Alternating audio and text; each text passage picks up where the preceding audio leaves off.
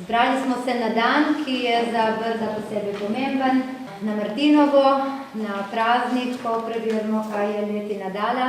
Področje Goriških Brd je opredeljeno po evropskih merilih v del, kjer je, lahko ga imenujemo herojsko vinogradništvo. Zato smo se odločili, da naše proizvajalce grozdja imenujemo junake. Teren v Goriških Brdah je zelo gričevnat in to težuje proizvodnjo grozdja. Kakšna je bila sezona, ni težko opisovati, dovolj da pogledamo okoli, ampak kljub temu smo letos pridelali malček več grozdja kot lani.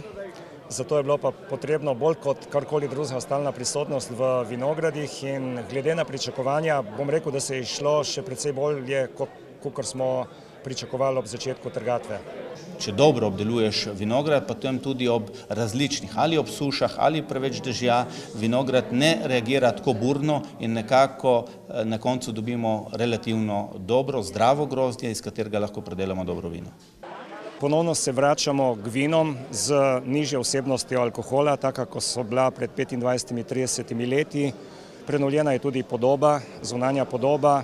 Mi v Brdih se ponašamo z dvema zelo velikima praznikama, ki so ključni prazniki z področja turizma. Tu so sigurno se vključili sami vinogradniki, vinarji, sadjarji, oljkarji v Brdih. Veste, da v zadnjem času se ponašamo tudi z oljko. Tvoj oljčni bar, prvi v Sloveniji. Tako. Bravo, poprosim. Jaz sem zelo vesela, da bo odslej v Brdih tudi oljčno olje imelo en tak poseben pomen. Pri nas bo mogoče okušati briška oljčna olja in hkrati tudi spoznavati razlike med našimi avtohtonimi sortami in pa drugimi sortami, ki niso naše, ampak so prišle na primer iz Italije. In nekje se tudi izobraziti o oljčnem olju. Damo na dan, pokrijemo, vrtimo spodnji del, da se približno vreje tam 28-29 stopinj. Pol dobi tam najboljša aroma. Do 16 stopinj se pa poznajo napaka olja. Da bi lahko cenili vse tisto, kar je dobro, je včasih dobro tudi poskusiti tisto, kar ni dobro. Tako da pri nas bo moč tudi, seveda ne okušati, ampak vonjati, olja z napako, to so pregreta, morklja, žarka olja.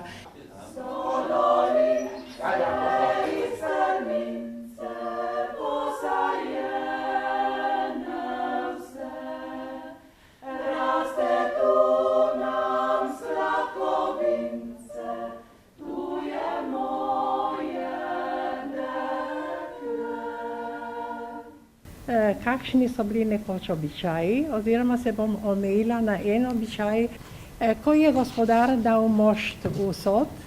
Takrat je ta sodček stal do trgatve na istem mestu, se ga ni smelo prekladati in gospodinja je na sod postavila eno jabolko, ki ga je nabodla z raznimi zelišči, ki jih je imela pri rokah na vrtu. Torej tista zelišča, ki ponavadi rabi kot začimbo pri hrani. Malo rožmarina, malo majarona, žajbelj, skratka veste, da jabolko je vse nabodeno s temi zelišči. No, potem je postavila to na sod in je jabolko stalo do svetega Martina na sodu, ne da bi ga kdo premikal, kajti če bi se ga prijelo v roke, bi se jabolko lahko tudi malo prej pokvarilo. O, sin moj, je že prav Martin Baruga. Prav dobro, letos tala jablka ne kaže. Je začalo hniti, že pri čerešnikom bo hnilo skozi. Boš mogel dobro ahtati, veš, ker če bo slabo vino, nam pokliče samo mižerjo v hišu. A možda takoj spijemo? Ne, boš mogel barvati in zdravje da. Nalimo zdaj si to zlato, na zdravje ga izpijemo.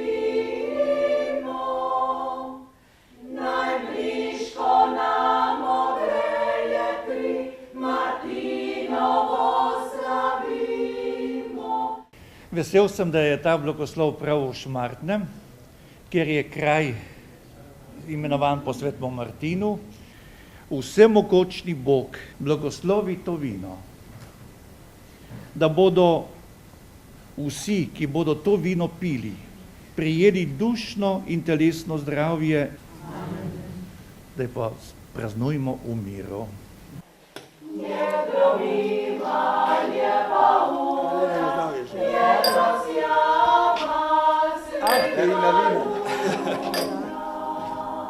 Tako, na vino. In na vse, ki dobro v srcu mislijo.